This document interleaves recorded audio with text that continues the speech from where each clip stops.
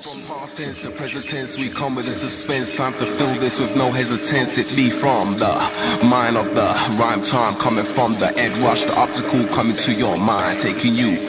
We need no part two, no sequel. When we come through, like untouchable every time, you know it's brand new. We see Soul Seeker, the mind creeper, soul seeker, the mind creeper, the soul seeker. The mind creepers, the soul seekers. The mind creepers, the soul seekers. The mind creepers, the soul seekers. The seek, the mind creepers, the soul seekers. The six, the mind creepers, the soul seekers. The mind creepers, the soul seekers. Raw, explicitly the nature, with a twisted figure, a contorted features. It be the mind creeper. Time to take a look as hookly as claws. It be the soul seeker, personification of immaterial being, all seeing, we exemplify as we prey on the souls of the weak mind, the non-believers, the nemesis, the retribution as we travel through time, pupils in dilation when we see the color red as we're drawing blood in the ear. From past tense to present tense, we come in a suspense with no hesitancy to your mind, to your mind, to your mind, to your mind, to your mind. The mind creeper, soul seeker. The mind creeper, the soul seeker. The mind creepers, the soul seekers. The mind creepers, the soul seekers. The mind creepers, the soul seekers. The seek, the mind creepers, the soul seekers. The six, the mind creepers, the soul seekers. The mind creepers, the soul seekers.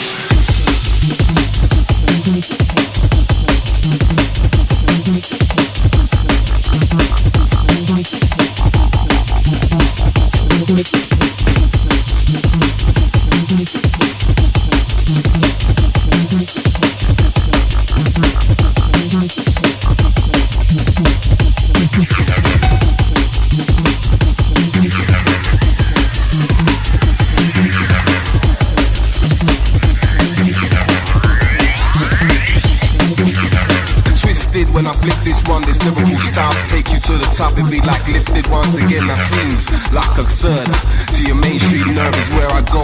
Lost souls is where they're left and it's where I go.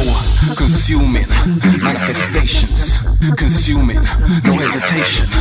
Consuming manifestations, consuming the mind seekers as we seek from within once again stepping in.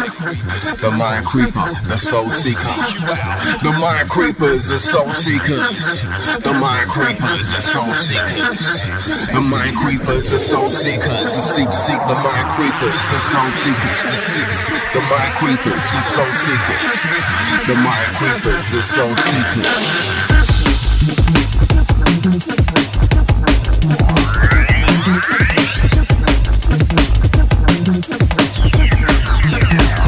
Into your mind as we travel down your brain cell, cause you know we will excel.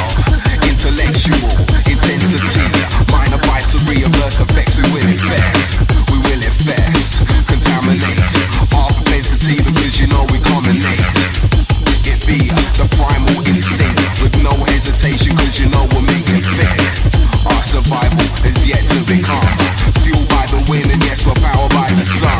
Now who it be? The chosen one will seek you out. Now here we come, now here we come, now here we come, now here we come, here we come, here we come. Now here we come, here we come, here we come. Here we come, cause we're creeping, here we come. The mind creeper, the soul seeker. The mind creeper, the soul seeker. The mind creepers, the soul seekers. The mind creepers, the soul seekers. The mind creepers, the soul seekers. The seek, the mind creepers, the soul seekers. The six, the mind creepers, the soul seekers. The mind creepers, the soul seekers. Hey, this is Quadrant wishing a happy 30th anniversary to The Prophecy. You don't look a day over 25. Hey, what's up? This is Dream representing Western Canada.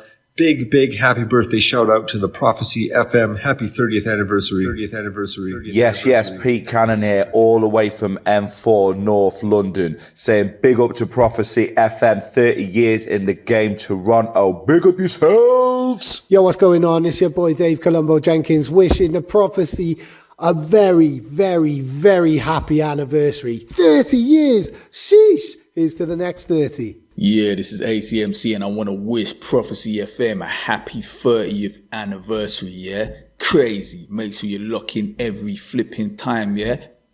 Yes, yes, all massive, all raving crew, listen up. This is the one and only Tom Piper, and I'm sending a big shout out and salute to the prophecy. 30 years in the game and still running things.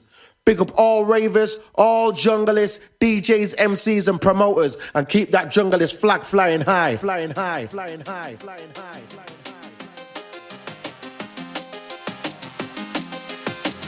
Yes, yes, Toronto. It is Friday night, and you know what that means. It is time for The Prophecy. Here on CIUT 89.5 FM, I am your host, Valiant MC. Tonight we got an extra special episode. We got an interview with the legendary MC Rhyme Time, as well as a guest mix from American drum and bass pioneer Carl K. The first tune that you heard tonight was Ed Rush and Optical featuring Rhyme Time. That one is called Resurrection. Underneath me, we have a brand new tune from Steve Cable. It is called Stay. You can find that one on his Bandcamp. Just look for the Very Pretty Kitty. And you'll know exactly what I'm talking about as soon as you see it.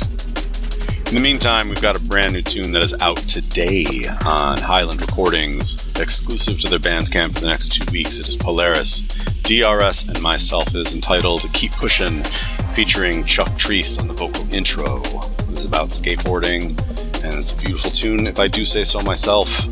Polaris absolutely killed it on the instrumental. Me and DRS recorded it in person at P6 Live Studios in Toronto in April. We are very proud to finally release it to you. So that's going to be the next tune up, and we'll check in a little bit. In the meantime, everybody, let's listen to the rest of this tune from Steve Cable. And you know what it is. That's right. It's The Prophecy.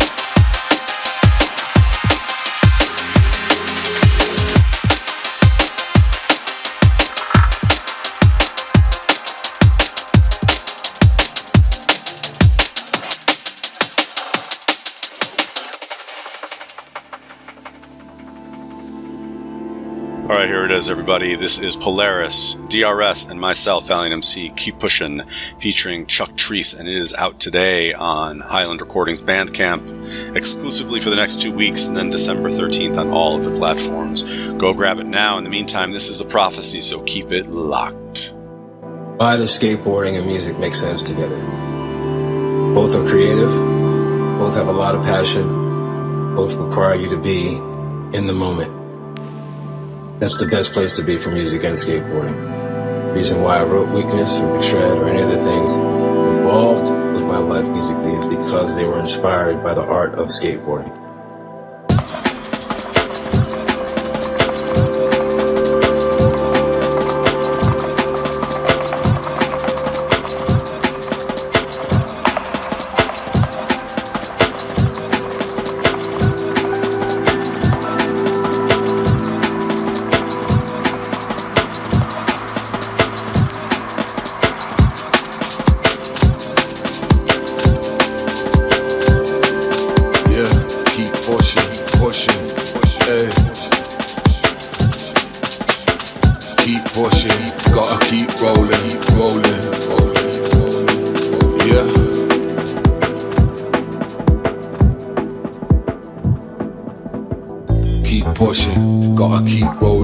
Lifelong obsession with my wooden toy golden 85, swap my action figures for a cruiser. Back when I used to keep my trucks way looser. Watch Back to the Future Police Academy for the freedom that I got from skating, never had it before. How the streets became a playground. From my very first dolly I never came down. I love the way it makes sounds from my wheels vibrating over cracks in the pavement. Posters out of magazines, VHS taping, second hand everything, building and making. Way too expensive for my working mum's wages, but somehow we just made it. Gliding round carefree, all that's on my mind is not falling. Christmas and birthdays get my setup upgraded. Skateboarding to save my life, I'm not the same. Keep pushing, gotta keep rolling, rolling. Yeah.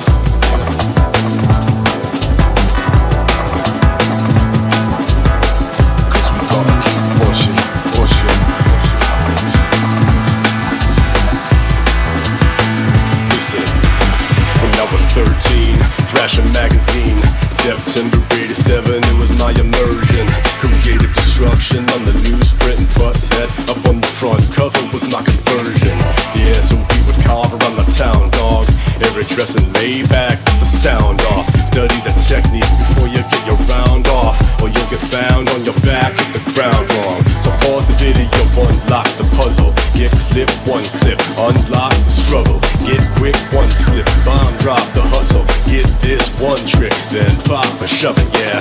Now this in rain, yeah, I wanted to be them. Through public domain and streets on fire, we've seen them. Yeah, me and my friends from the streets and the mayhem, making the asphalt of the city our playpen.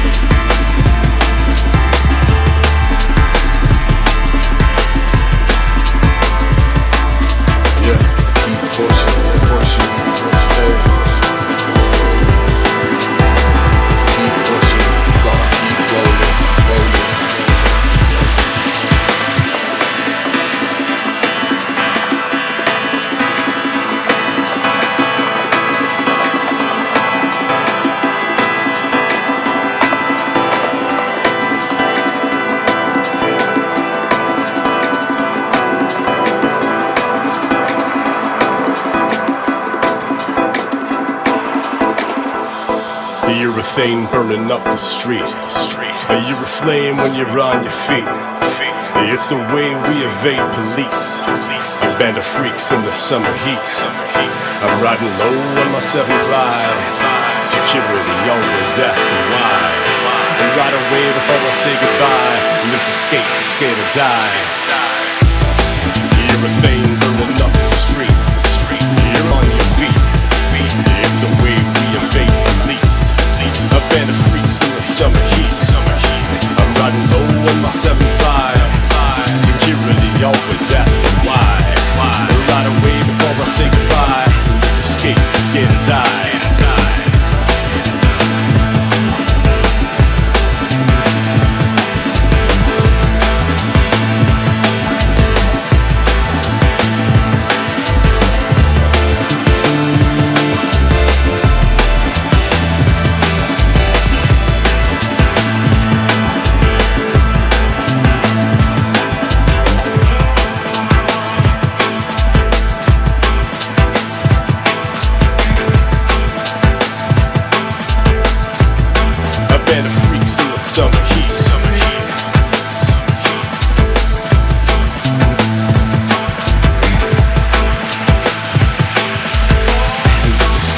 get died. Slip through your splinter cell, administer the compound. No fixation, leave you sick with the viral sound. Killdozer while I hit you all at point blank. Mystery machine hitting heavy as a Sherman tank. Why you better chill when we get ill? Why white lightning? Smack the creek sand, leave 'em with the chill. Hear the rock babies up in my flight path. I go mad crazy. Flying serums that hit the Pac-Man who rocks the house. Take it from the top to the pod jam. Up in the fast lane, the curb caller. Bleep bleep in my brain, I had to call her. Take it to Zardos, up inside the satellites. Malfunction, function, naked luncheon, luncheon. Up in my capsule, take it to the wormhole. Realize that you and I were reaching the goal.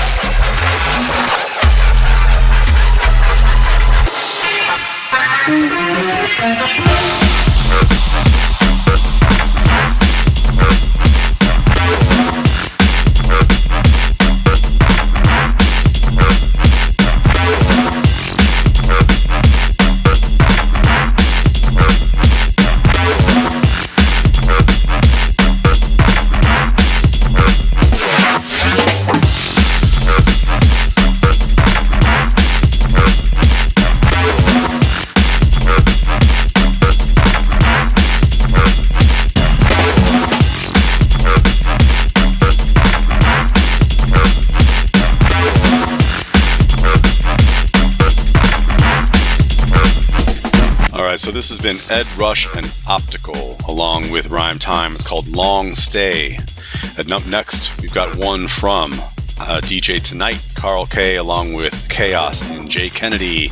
It's called All Night Long. Came out quite a while ago, but you definitely want to check it out if you haven't already.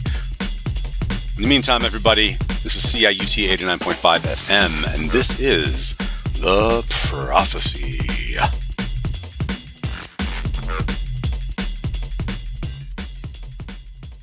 Hey, this is John Rolodex. Just want to congratulate the whole Prophecy crew. 3 decades deep in the game, baby. Big. Yo, what's up? MC Flipside. Forgot about this, man. I had to go through my DMs and clean up. Big up the Prophecy. 30 years giving us that DMB. 30 years giving us that energy. Somehow for sure, respect family.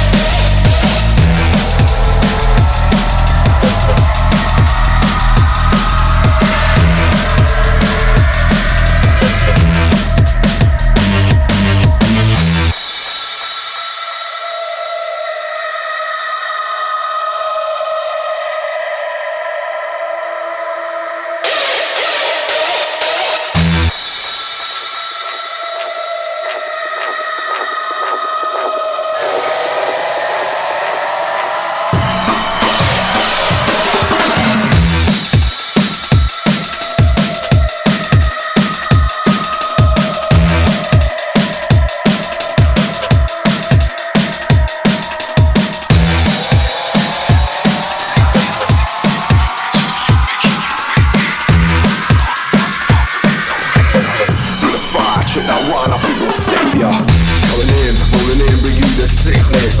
Something new, just for you, making you witness. Something dark, fast spark with this hell razor. Bring the fire, check that one, I'll be your savior. Rolling in, bring you the sickness. Something new, just for you, making you witness. Something dark, fast spark with this hell razor. Bring the fire, check that one, I'll be your savior.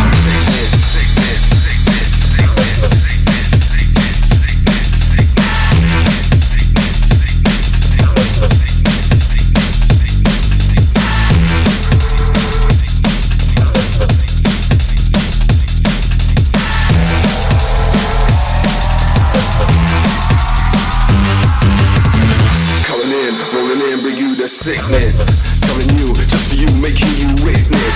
Something dark, fast spark with this hell razor. Bring the fire, check that one, I'll be your savior. Rolling in, bring you the sickness. Something new, just for you, making you witness.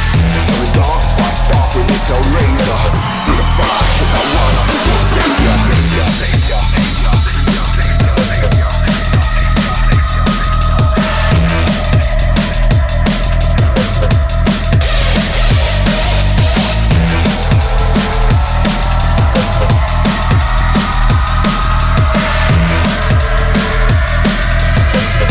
So this has been Mindscape and Rhyme Time. It's called Sickness, the Zero Method Remix. And coming up right now, we have the interview with MC Rhyme Time, and immediately after the break, we're going to have the guest mix from the one and only Philadelphia's own Carl K. So that's it for me for now. This is Valiant MC, this is CIUT 89.5 FM, and this is The Prophecy, everybody. Let's keep it going until midnight. Come on. Thinking about MCing in the States, you have kind of like, by extension, quite a large influence. I talked to Dub 2 some years back. We kind of reconnected after a while, and he was just like, yeah, when I started, I was just a Rhyme Time clone, you know? And he picked up on like your cadence and style and stuff like that. And like, he kind of had this style where he was like doing, you know, rhyming one-liners every 2 bars or every 4 bars, and then you have some like 4 and 8 bar rhymes or whatever. But yeah, I definitely see that like MCing has evolved from when I started. It wasn't even like a lyrical MC. It was more like just like a hype MC. He wasn't really doing like vocals per se. It was like hardcore vibes. It wasn't even like a drum and bass. So it was more just like just getting the crowd to make a noise. And then the evolution of MCs, I've just seen it progress, right, and evolve. You know, so yeah, I've seen it. It's the same I say in the rap world, the same way it started off with like ABC rhyme schemes, and there's just simple flows, and it's just like progress. I see it the same way in drum and bass. So the MCing techniques, the flows are absolutely. Dub 2's style though was a direct influence on several other MCs like MC Mecca and MC Ness in Washington DC. They kind of had the same sort of approach. And me, I was kind of influenced by Dub 2 as well. It was very much like I started out as a Conrad clone. And I approached it the same way, but it kind of overlapped with the way Dub 2 was. And so on the East Coast, at least, the MCs were definitely very strongly partially influenced by you. And then as time went on, you know, you became more identified with Neurofunk, tech step, that kind of movement because of your association with Ed Rush and Optical, etc. So you've obviously been at this a really long time. So looking back, and you just mentioned the whole progression of MCing, how do you kind of see your place in that whole sort of evolutionary ladder? I just appreciate that I've got a career from it. You know, when I first got onto the mic in the first place, it just by chance. I was like MCing. I was at a club in Stearns in Worthing, and I used to rap a bit, like kind of old school hip hop rapping. And I said to the MC, "Yeah, I'm like a rapper." And it passed me the mic immediately. And my first reaction was to pass him the mic back and be like, "Nah." But then I was like, I look like a fool, so I spat a couple of bars. I got like good reaction off the crowd. And that's what kind of, it got me started. You know, like the first DJ MC for back then was like LTJ Bookham. It's like some in Stearns, Worthing. And so, yeah, I just feel like I'm fortunate that I've progressed in the whole scene. I've seen all the different styles of drum and bass, and I still kind of appreciate, even though I'm known, a lot of my work is known for doing the Neurofunk and the stuff with Ed Rush Shops called No U-Turn and DJ Trace. I definitely see myself, and I do appreciate working with all styles of the music, from like, jump up to liquid, which like I do a lot of the time as well. I work for all different types of DJs where I cover all the different styles. Yeah, I just like appreciate the opportunities I've got, and just still got the vibe for it, so I'll keep on doing it. What kind of music were you surrounded by when you were growing up? Like funk, a lot of funk, yeah, like James Brown, like soul stuff, reggae. That was like my earlier stuff, and then it kind of progressed into like my jazz, a bit of jazz as well. Like my dad used to play in the jazz band. Your dad was in a jazz band, you said? Yeah, he used to play the clarinet. Oh, wow, okay. So yeah, I've got influence from that. And then, yeah, the progress from there, it went into like electro, which like was the first time I heard like, and synthesized sounds. Before it was all kind of like acoustic instruments. And then when I started hearing electro for the first time, my ears were just like, wow, this is just amazing. And that really started me off. I got into like breakdancing back then. I was in like a big crew. I used to live in Jamaica for a couple of years. I was in a big crew there. And yeah, I used to go on tours doing dancing there. But yeah, that was my main influences back in the day. Do you remember the first bit of music you bought with your own money, by any chance? I think it was a George Benson album, like back in the day, one of his like original ones. Yeah, that is an obscure piece of music for. Yeah, I think it was actually a tape cassette. I had like an LP. Yeah. So when you encountered drum and bass for the first time, to explain that moment, like how old were you? What kind of situation was it? If it wasn't drum and bass, it was hardcore. That's what I experienced. That's what I experienced first. I was like when I was like partying, I wasn't involved in the scene. Like I was listening to people at raves like Groove Rider, Fabio, Cole Cox, Colin Dell, those kind of names. Bookham was there as well. So they were the main things which drew me into the scene. And then it kind of progressed from that. It started turning into hardcore. And that's when I first kind of broke into it. And then it evolved from hardcore into jungle, drum and bass, and all the other different genres. Now, had you been on the mic before you kind of discovered hardcore, or was this something that took place like after you were kind of knee deep in the rave scene? Yeah, no, it was after. Like the first place I actually got on the mic was Stearns in Worthing. And then after that, I'll just try to get on the mic wherever I could for like free. I'll just like speak to the MC or the DJ and try and jump on the mic. And then I think I got the next place I've done was Energy. The next big place I done was like Energy Rave. I can't remember what it was, but it was like a big rave. And then I used to do a lot of stuff down on the South Coast. Like I used to work with a club in Brighton called Mantra. That was one of the first places I started MCing at. I remember like MCing, that was like early progressions of like hardcore. I remember like MCing for like Carl Cox there. Now, what was it that drew you to MCing as opposed to say maybe DJing? I just loved the vibe. Like I was like a raver. So for me to be able to be on the stage and do what the MC's doing. I mean, I remember hearing Moose was one of the first MCs I remember who I hear him at Rain Dance. And just his voice, it just sounded amazing on the mic, and the vibe he created. I was just like, wow, if I could do that, then I'll be happy. And I wasn't really kind of expecting it, but then it happened. And then so I got myself a little bit established there. And then through mutual friends, that's when I met DJ Trace. And then that's where I really started to take it more professionally, because we started doing a radio show. And then I started doing gigs with Trace as well. So I think the first radio show we done was like Touchdown FM, which was like old school radio station. I think it was run by Tall Paul. Like before he became big, that was a radio station he had. And then from Touchdown we went to Don FM. And then after Don FM we moved to Cool FM. And that's where we really kind of got ourselves established. How early on were you laying down your voice on wax when it came to drum and bass? Because a lot of people, I think they had their first introduction to you, in the States anyway, from your tunes that Russian Optical, Resurrection and Fastlane specifically. Those were, in the States, like pretty big. And I think that's where a lot of people heard you the first time. So how early on were you trying to do that? That was like the early stages. I think I'd done a few things before that. I can't remember what I've done. I can't remember all the tunes I've done. So yeah, because in that sense, you're one of like the early adopters, so to speak, because a lot of MCs were not doing that. They were doing it live. I think because I was producing as well. That kind of, I was around the DJ, so it's kind of, it was easy for me to do vocals. I think it was like a natural step. I'm like producing. And I got access to the studio, so I started laying vocals.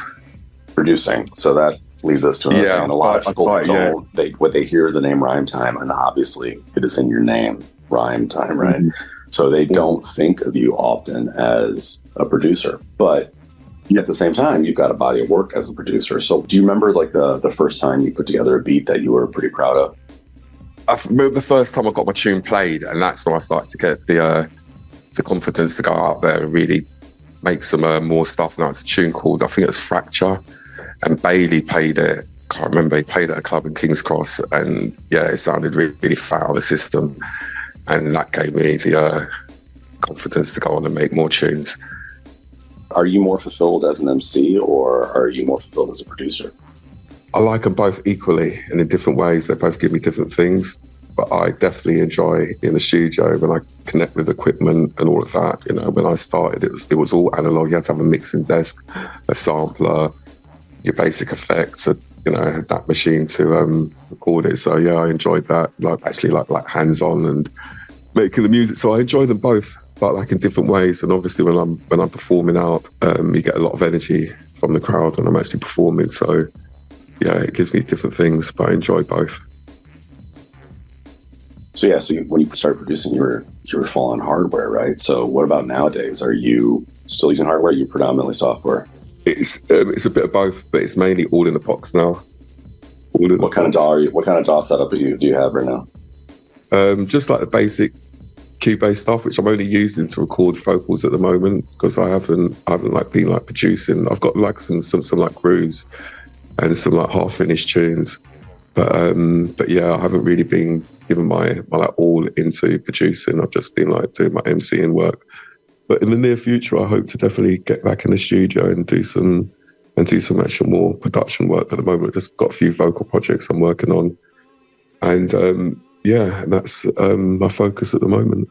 Well, how come you haven't been producing lately? What's going on? Well, I gave it a break, to be honest. When it progressed from out the box to in the box, it was like a huge adjustment.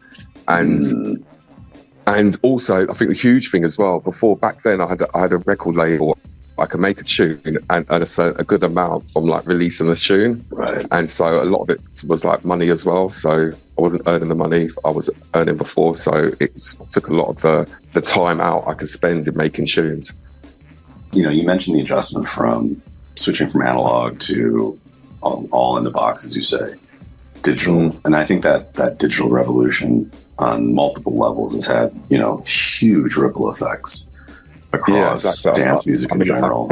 I think that there's so much music being made now because it's easy for everybody to kind of do it at home that the quality of music has gone down. It's an evolution, so you just have to move with the times.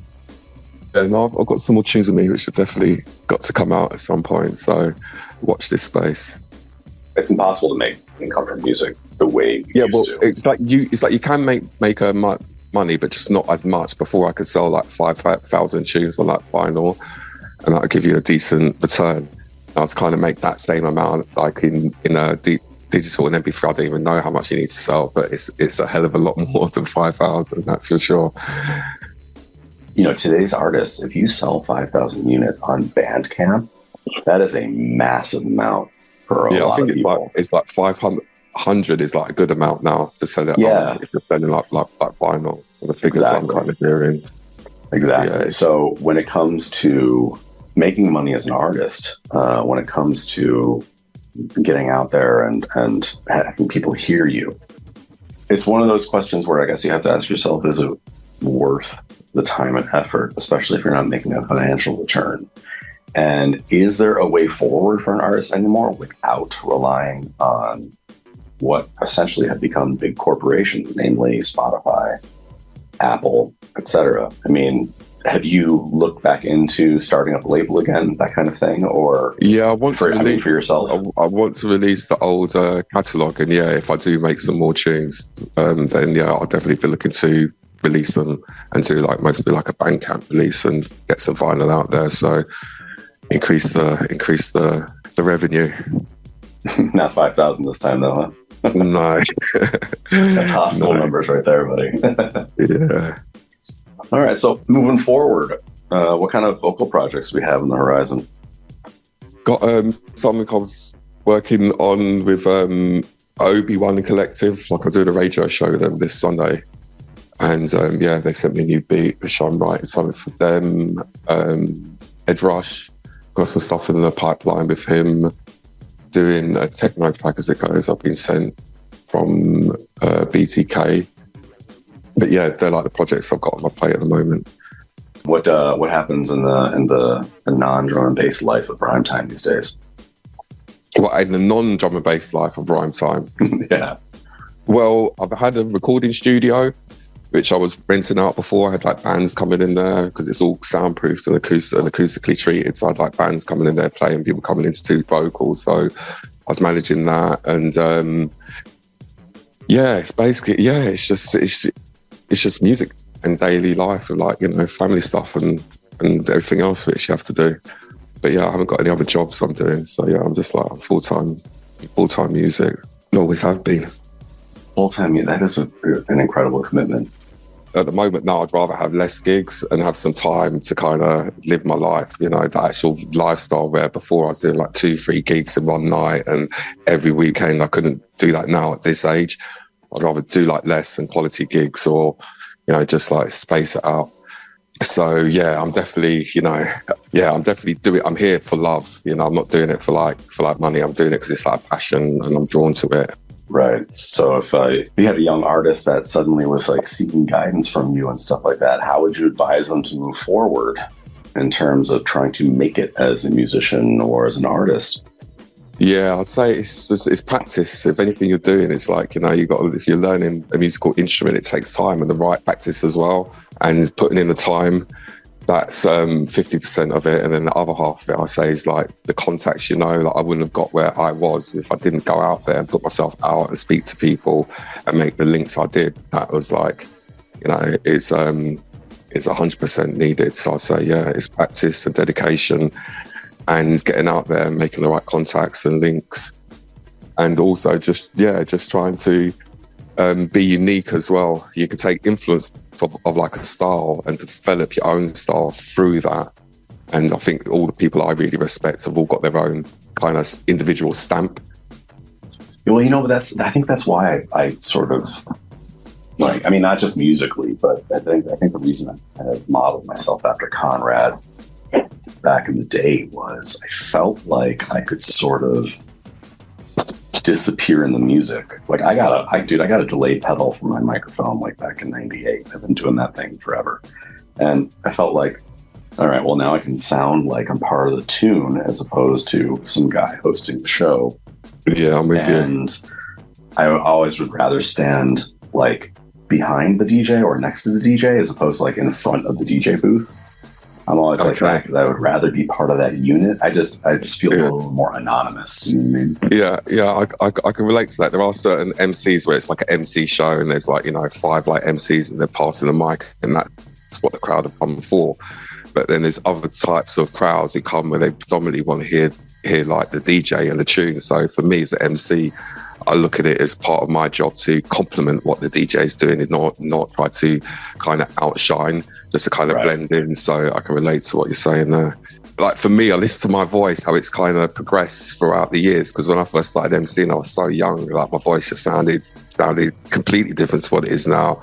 And then also, the more you develop your art and your skill, you realise that you can change the tones and your delivery when you're on the mic, and that is a journey in like itself. The different amounts of different tones you can get in your voice and your delivery, and that's all about your word spacing and knowing how to deliver certain like clarity on your like your rhyming schemes and your syllables and so forth. So I want to take it back real quick. I do want to take it back to Resurrection and Fastlane for a minute.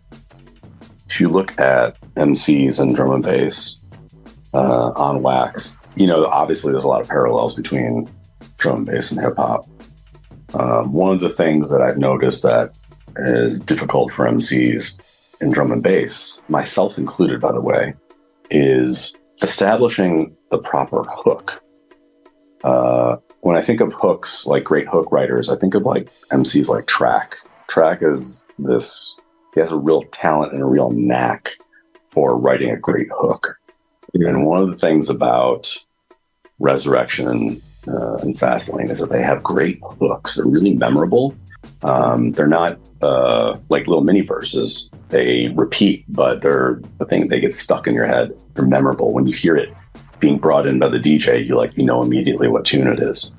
When you look back at those tunes in that time period, did you intentionally approach the lyrics maybe differently than you do on the stage? Or is it similar to how you operate on the stage? I just think that was just by chance. It was just pure luck, it's just the way it worked out. The actual Resurrection there was like concepts, which I think Ben and Matt, like Ed Rush and Optical, they'd read a book. I can't remember what it was about, but it had something in there called The Mind Creeper. And they was like, yeah, it's great. And they gave me that. And from that, I kind of made a story about this, the Mind Creeper as a person type of thing. And yeah, that's how it evolved. What I'm saying is, like, your style on the stage, does it kind of match up with your style on those tunes at the time? Or did you kind of shift gears a little bit? Yeah, back then I wasn't so much thinking about hooks when I'm MCing. Like a lot of what I was doing then is more, I'd compare, hype up the crowd and then do like a few like verses and spit a few bars. I wasn't really thinking as like so much of hooks. Whereas now when I do MC, especially when like I freestyle, it's good to kind of throw in a simple thing just so you can gives your mind time to think and then you can spit a few more bars. So yeah, it's always good to mix it up. And also it's just like, it's good for the crowd as well. So yeah, now I'm thinking about that more, but back then I wasn't. Yeah, I'd have nerves when I was first would like go on the radio show, but then after doing it for like week in, week out, the nerves go. So and because you've been like doing that for so long, then when you're on the stage, it's the same thing. So yeah, I can't remember the last time I've got nervous before performing. If anything, I wouldn't say I get nervous, but I get more if there's people in the scene there. Like back in the day, I'll be more conscious of my performance. But when I'm in the studio, then like, yeah, if I'm making a song, I'm coming back from like, classical standards. It's always had a hook and then a verse. So yeah, if I'm in the studio, I'm thinking more of a strong song structure. Actually, it depends on the tune. Some tunes, it's just like, 16 bar verse or 32 bar verse, and they'll make a little hook out of a couple of the words from it. So yeah, I don't think you always need to have a hook with a drum and bass, but yeah, if the tune it's got the merit and it works, then why not? And so in a live setting, are you more of a writer or are you more of a freestyler? More of a freestyler. Really? Okay. More of a freestyler, or a bit of both. Even if you've got a written beat, as when you write the vocal, you write to a certain beat and the groove, and so it fits in that groove in the way you've designed. Whereas when you go out, it's a different tune, different pace and stuff like that. So you can spit the same bars, but it doesn't fit quite as good. Right. So I always try to freestyle, and you can change the flows and the rhythms and rhyme schemes, and yeah, that's what I kind of do. It's just take a lot of what I've done and just flip it so it fits with the beat more, and add in more context of what I'm seeing or what's going around at the time. What MCs out there do you tend to find yourself listening to over and over again, if any? I don't listen to drum and bass MCs. Like I don't go on and I look for tunes I like, and if it's got like a vocal on it with like an MC, then like, yeah, I don't go out and follow any particular MCs. Not in drum and bass. How much drum and bass do you listen to, like in your spare time, though? Only when I'm working. Like if I'm in my car, very rarely, really, even in my car, I like more like chilled out music. I like to be chilled. Sometimes, like even then, when I'm going out, I'm driving on the motor, I like to listen to a bit of drum and bass. Then it seems to make you go faster for some reason when like you listen to drum and bass. But yeah, it depends on the mood. But a lot of the time, it's non drum and bass. But I generally try to catch up on the tunes. I'm always like listening to like radio shows, checking out on the artists I like and seeing new tunes that they've made. So I do listen to a lot of drum and bass, and I get sent a fair bit of tunes. So I do listen to a lot of drum and bass, but that's generally my working capacity. Right. So what do you listen to outside of drum and bass? Like everything, anything and everything. There's only two categories for music for me. It's either good or bad. But I think in all genres of music I don't like, if I dig through deep enough, I'll find something I can appreciate and do like. So I don't really, there's so much music I listen to. It's either good or bad. That's the only two genres for me. Right, yeah, absolutely. Anyway, thank you very much for spending some time with us. I really appreciate it. Like I said, as an MC that's been influenced by you and other MCs that have been influenced by you, it's been really interesting to kind of pick your brain a little bit. So I thank you for your time. No problem. It's been a pleasure, man.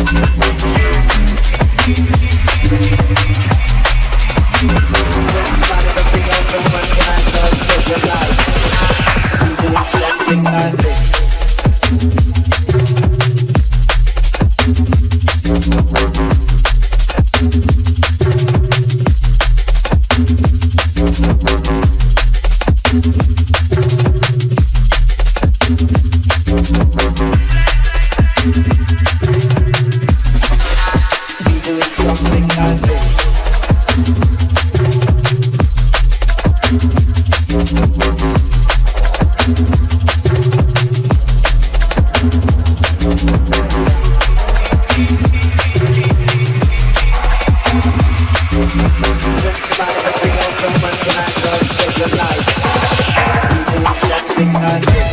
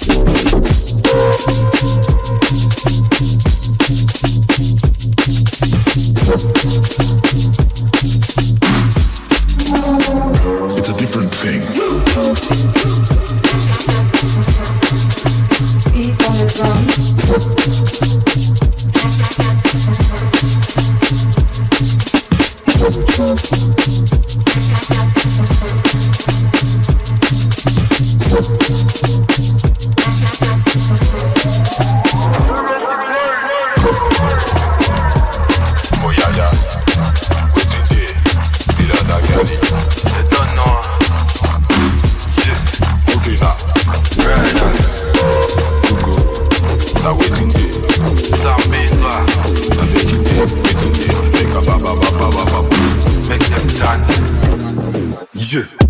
Broke out body good, you know so cut in a hot water. I know you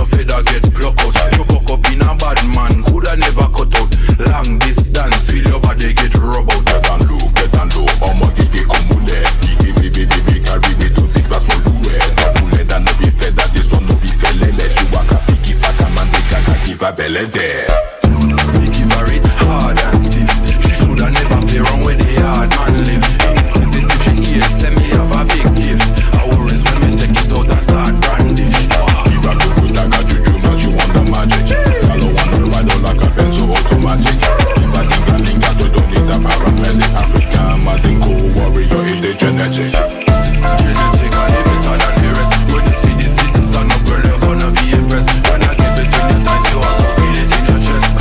You think I lie when me sing highly blessed. Come on, come down, kick it to the side. Everything to your man, your body looking so divine. Check on balance, you get manners. Ain't no different manners. Wanna ride it, come from Dallas. Ride it, good. I mean, she have to search out what she want, right?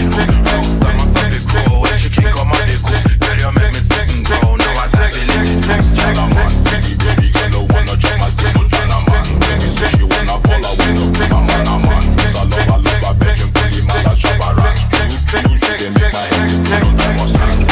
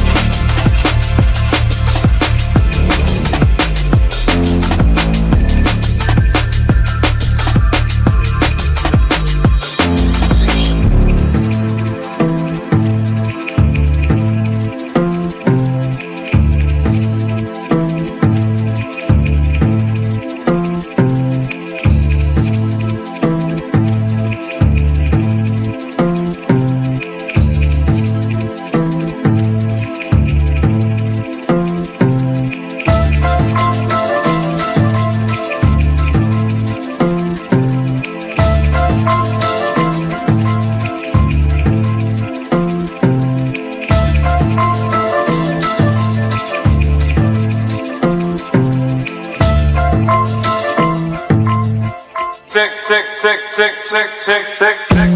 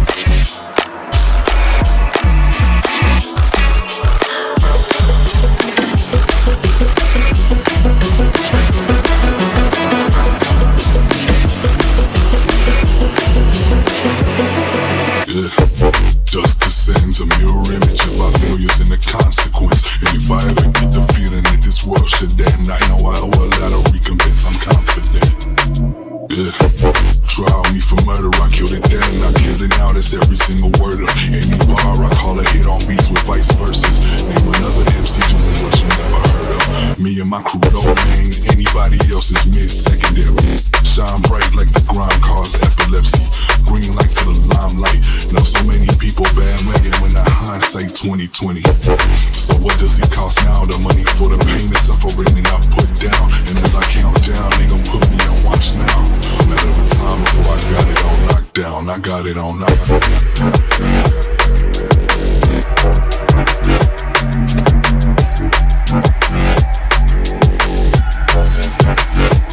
Got it on